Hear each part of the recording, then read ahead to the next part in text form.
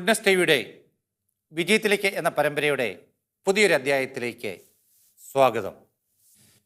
കഴിഞ്ഞ എപ്പിസോഡിൽ സർവീസിൽ നിന്നും വിരമിച്ച ആൾക്കാരെ എങ്ങനെ യൂട്ടിലൈസ് ചെയ്യണം, അവരുടെ പൊട്ടൻഷ്യൽ എങ്ങനെ സമൂഹത്തിന് പകർന്നു കൊടുക്കണം എന്നതിനെപ്പറ്റി ഞാൻ സൂചിപ്പിക്കുകയുണ്ടായി. ഈ ഒരാശയം ഞാൻ വെറുതെ വന്ന് നിങ്ങളുടെ മുമ്പിൽ പ്രസംഗിക്കുകയല്ല. ഇത് എങ്ങനെ അപ്ലൈ ചെയ്യാം, ഇത് എങ്ങനെ സാധിച്ചെടുക്കാമെന്ന് ഞങ്ങളുടെ നാട്ടിൽ ഞങ്ങൾ കാണിച്ചു കൊടുത്തതിന് ശേഷമാണ് ഞാനിപ്പം ആ അനുഭവം ഇവിടെ വന്ന് നിങ്ങളുമായി ഷെയർ ചെയ്യുന്നത്. എൻ്റെ സ്വദേശം കോട്ടയം ജില്ലയിൽ മണിമല എന്ന സ്ഥലമാണ്. ഞങ്ങളുടെ നാട്ടിലെ വിവിധ മേഖലകളിൽ പ്രവർത്തിക്കുന്ന ഉന്നതരായ വ്യക്തികളുടെ ഒരു കൂട്ടായ്മയാണ് എക്സിക്യൂട്ടീവ് ക്ലബ്. 30 പേരെയാണ് അതിനകത്ത് അംഗങ്ങളായി ചേർത്തിരിക്കുന്നത്.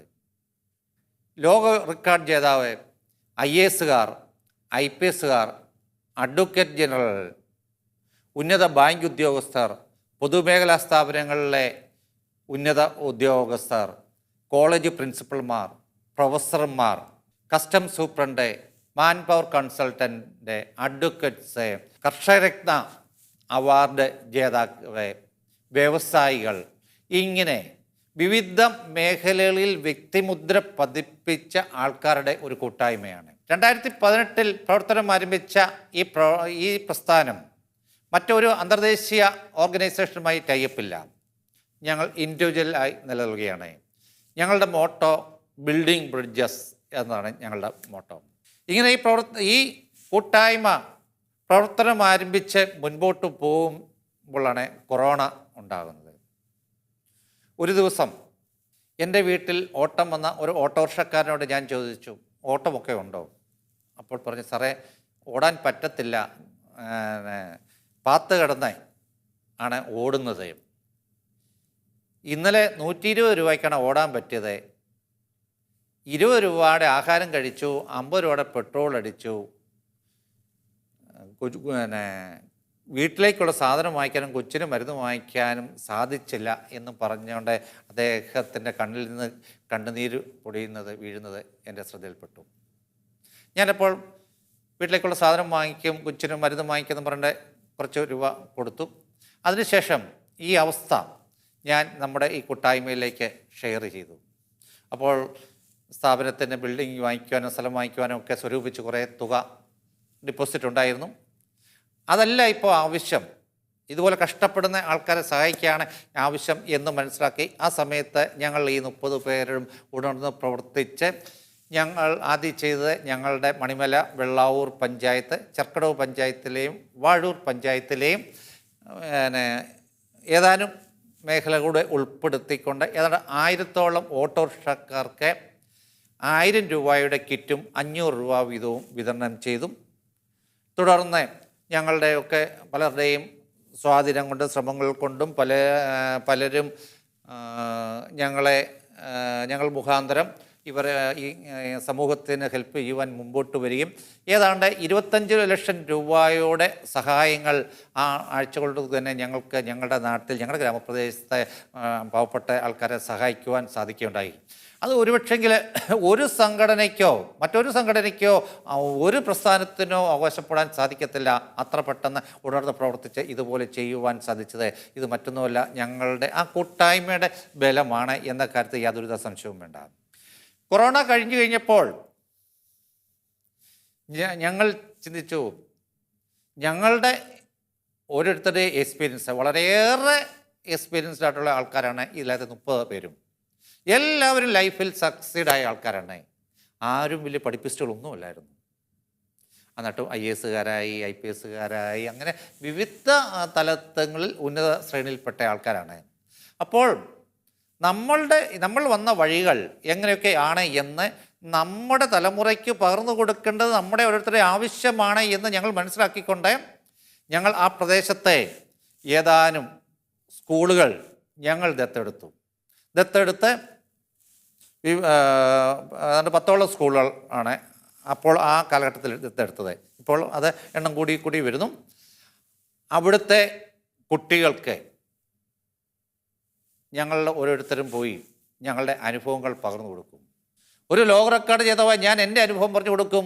അടുത്ത ക്ലാസ്സിൽ IAS കിട്ടിയ TT ആൻ്റണി സാറ് IAS ലേക്ക് എങ്ങനെ എത്താന്ന് പറയും. അല്ലെങ്കിൽ ജെയിംസ് ജോസഫ് IPS എങ്ങനെ IPSലേക്ക് എത്തി.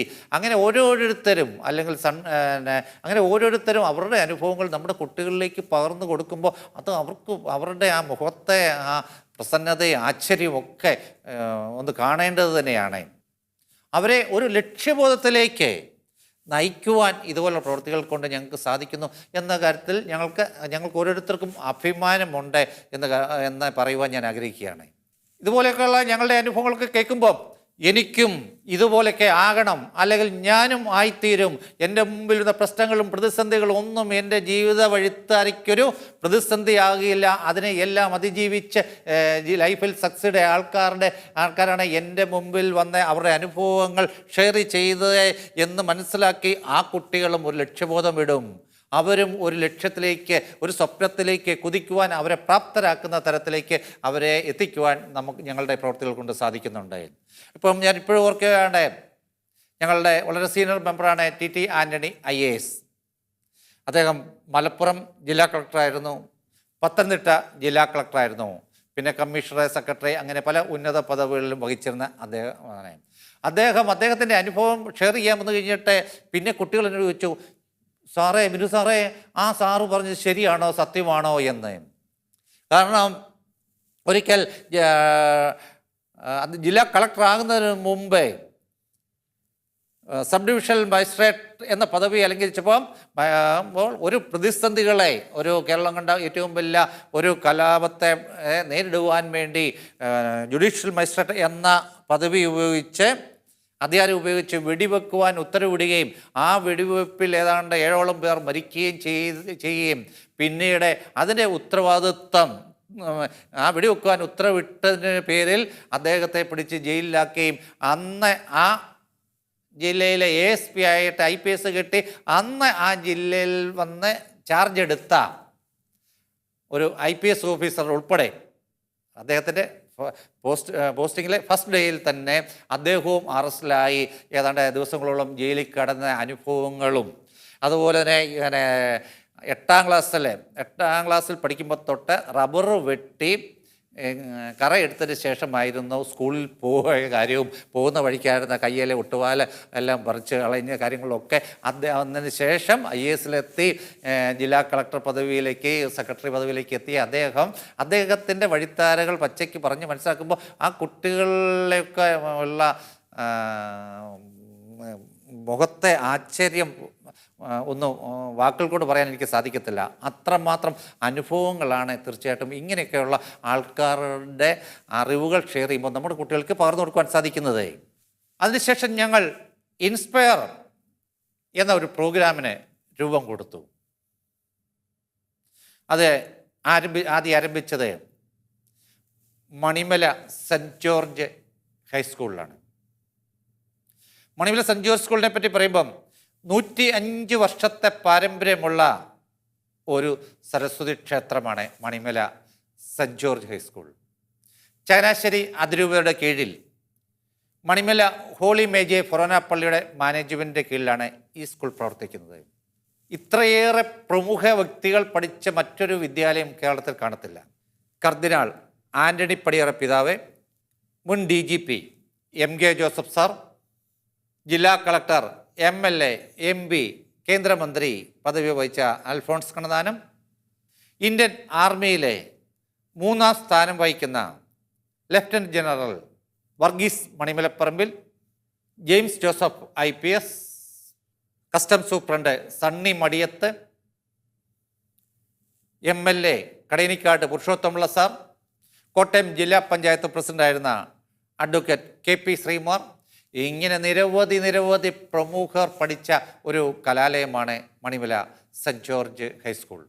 ഈ സ്കൂളിൽ കഴിഞ്ഞ 2 വർഷമായി ഇൻസ്പയർ എന്ന പേരിൽ ഞങ്ങൾ സ്കൂളിൽ തിരഞ്ഞെടുക്കപ്പെട്ട 50 വിദ്യാർത്ഥികൾക്ക് അന്തർദേശീയ തലത്തിലുള്ള ട്രെയിനിങ്ങുകൾ പരിപൂർണമായി സൗജന്യമായി ഈവൻ അവർക്ക് വേണ്ട എല്ലാ സ്റ്റഡി മെറ്റീരിയൽസ്, യൂണിഫോം ഉൾപ്പെടെ എല്ലാം സൗജന്യമായി നൽകിക്കൊണ്ട് ഉന്നതരായ വ്യക്തിത്വങ്ങൾ എങ്ങനെ ലൈഫിൽ സക്സീഡ് ആകണം, അത് ഒരു PSC എക്സാം എങ്ങനെയാണ് ഫേസ് ചെയ്യേണ്ടത്, മൾട്ടിനാഷണൽ കമ്പനികളിൽ എങ്ങനെയൊക്കെയാണ് സെലക്ഷൻ നടത്തുന്നത്, ഡിഫൻസ് സർവീസിൽ എങ്ങനെയാണ് സെലക്ഷൻ കിട്ടേണ്ടത്, അങ്ങനെ തുടങ്ങി IAS IPS വരെ എങ്ങനെ എത്തിച്ചേരാം എന്നുള്ള ട്രെയിനിങ്ങുകളാണ്, 1 വർഷം നീളുന്ന പരിശീലനമാണ് ഈ കുട്ടികൾക്ക് ഞങ്ങൾ കൊടുക്കുന്നത്.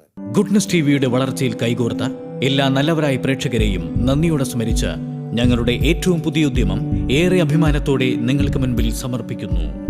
Goodness TV in OTT platform. ഇനി മുതൽ OTT പ്ലാറ്റ്ഫോമായ ആൻഡ്രോയിഡ് HTBയിൽ ഗുഡ്നസ് ടെലിവിഷൻ ലഭ്യമാകുന്നു.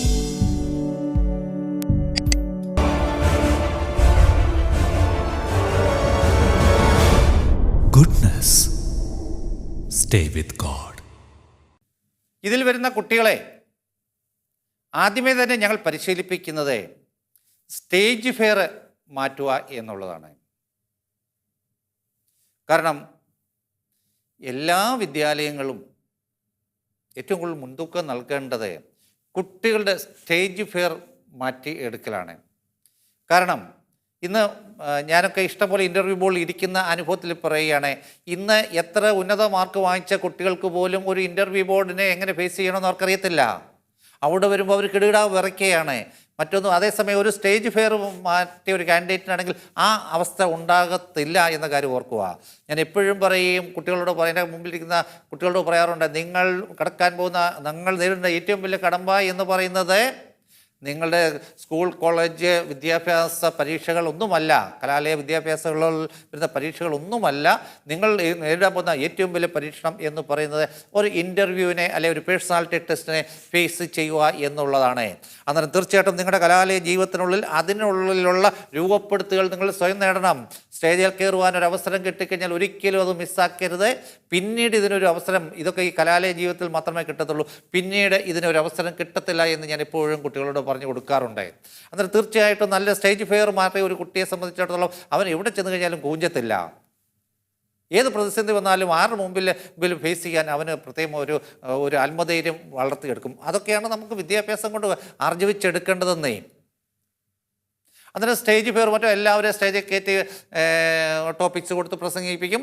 അത് 1-2 റൗണ്ട് കഴിഞ്ഞ് കഴിയുമ്പം നമ്മൾ വിളിക്കും. അവിടെ വന്ന് ട്രൈക്കകത്തു നിന്ന് നിരവധി ടോപ്പിക്സുകൾ ഇട്ടിരിക്കും.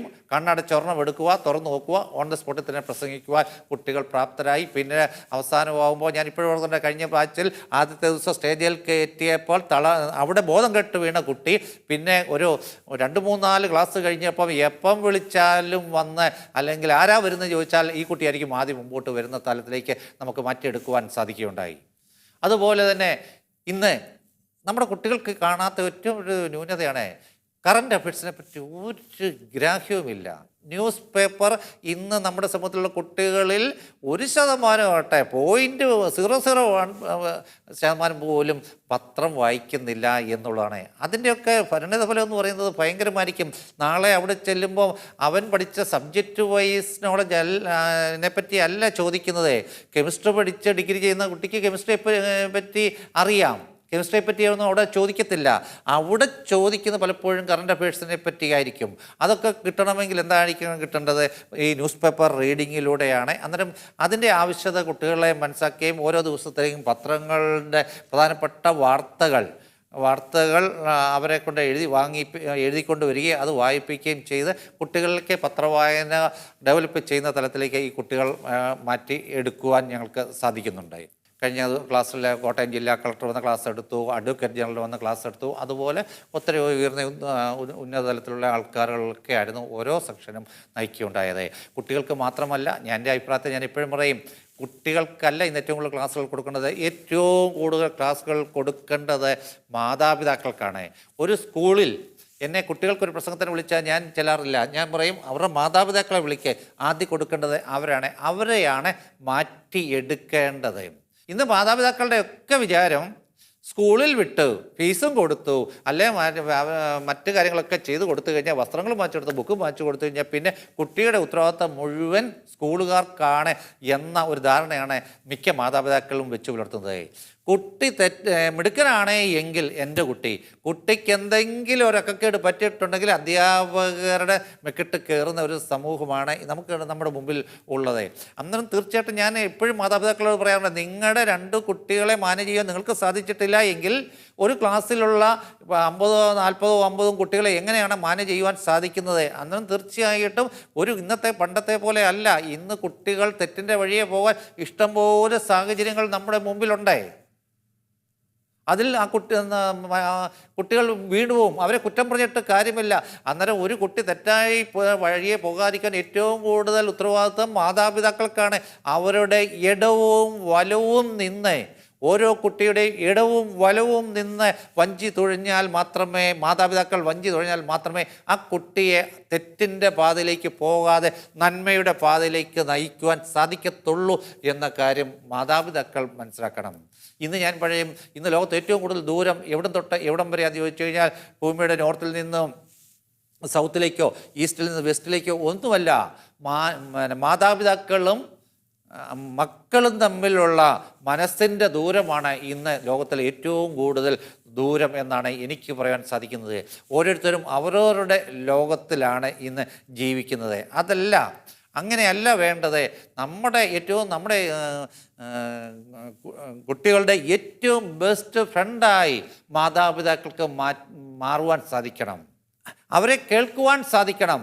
അവരോടൊക്കെ പ്രോപ്പറായിട്ട് അവരുടെ സ്വപ്നങ്ങളും ലക്ഷ്യങ്ങളും ചിന്തകളും അവരുടെ സുഹൃത്ത് ബന്ധങ്ങളെ പറ്റിയും ഒക്കെ സംസാരിച്ച് മനസ്സിലാക്കുവാൻ മാതാപിതാക്കൾക്ക് സാധിക്കണം. അതിന് മാതാപിതാക്കൾക്ക് സമയം കണ്ടെത്താൻ സാധിച്ചിട്ടല്ല എങ്കിൽ അവരെ ആര് കേൾക്കുന്നോ അവരിലേക്ക് ഇവർ അടുക്കും.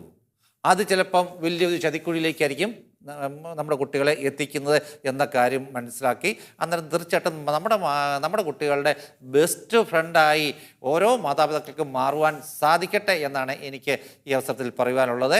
അതിനെ എല്ലാ മാതാപിതാക്കളും അതിന് വേണ്ട സമയങ്ങൾ കണ്ടെത്തണം. ഞാൻ ഇപ്പോഴും അതിനൊരു മാർഗം പറയും. ഏറ്റവും കൂടുതൽ ചെയ്യേണ്ടത് എല്ലാവരും കൂടെ ഒത്തൊരുമിക്കാൻ ഏറ്റവും കൂടുതൽ പറ്റുന്ന സമയം ഒരു വീട്ടിലുള്ള എല്ലാവരും കൂടെ പരസ്പരം കമ്മ്യൂണിക്കേഷൻ വേണം. ഇന്നതില്ല.